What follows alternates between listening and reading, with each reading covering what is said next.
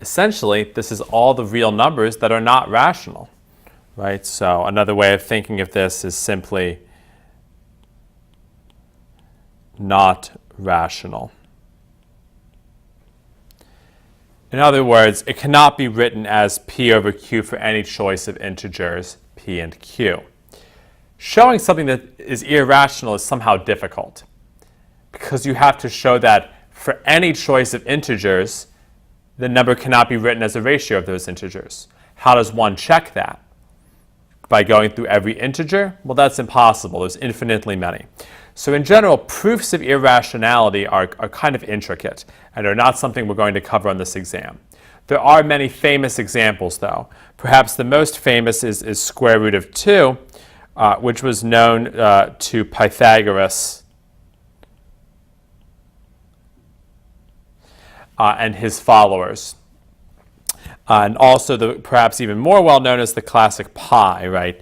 This is approximately 3.141, but in fact, it is irrational. It has no simple decimal expansion.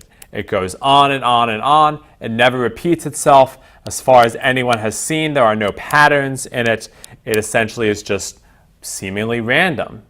There is some structure in the decimal expansion, but it's very delicate. Similar with square root of 2. This has no repeating structure in its decimals. It doesn't ever stop or terminate, and it doesn't ever repeat. So they're somehow unstructured compared to rational numbers or integers, which have no decimal expansions at all. So let's look at a few examples of numbers and try to quickly classify them as integers, rational numbers, or irrational numbers. So 0.91, this bar over top of it means it repeats. Right, so this is 0.91, 91, 91, and so on. So it's not an integer. It has a decimal expansion. But it's also not irrational because it repeats. So it must be rational.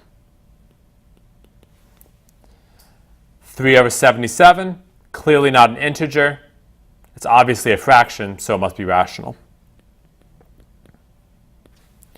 Pi plus 2. Well, pi is irrational, 2 is rational, and one can show in general that this means it is irrational. Square root 2, classic example of an irrational number. 17, obviously an integer. Minus 3, even though it has a minus sign, it's still a whole number, so it's an integer. Cubed root of 8, we have to be a little bit careful here. Perhaps one would think it's irrational because it has a root in it. But in fact, we can compute, or rather have known from memory, that this is equal to 2, and hence it is an integer, despite its outward appearance. 1 plus 1/5, if you like, may be written as 6/5, which is not an integer. 5 does not go into 6 cleanly. Is also not irrational, so it must be rational. We look now at 2/3 plus 4/3. We'll play the same game. I have 6 over 3, which appears rational, but it simplifies to the number 2, so it's integer. Pi to the 0, well, it has a pi in it, so perhaps one would think it's irrational, but we recall that any number to the 0th power is 1, so hence this is an integer. Here we see, pi squared plus 1 over pi squared. If you like, you can write this as pi to the 4th plus 1 over pi squared. So it is a ratio of numbers, but they're irrational. In particular, this is irrational. Square root 49, we have to take some care here. It looks like it might be irrational because it has a square root, but the square root of 49 is 7, so it's an integer.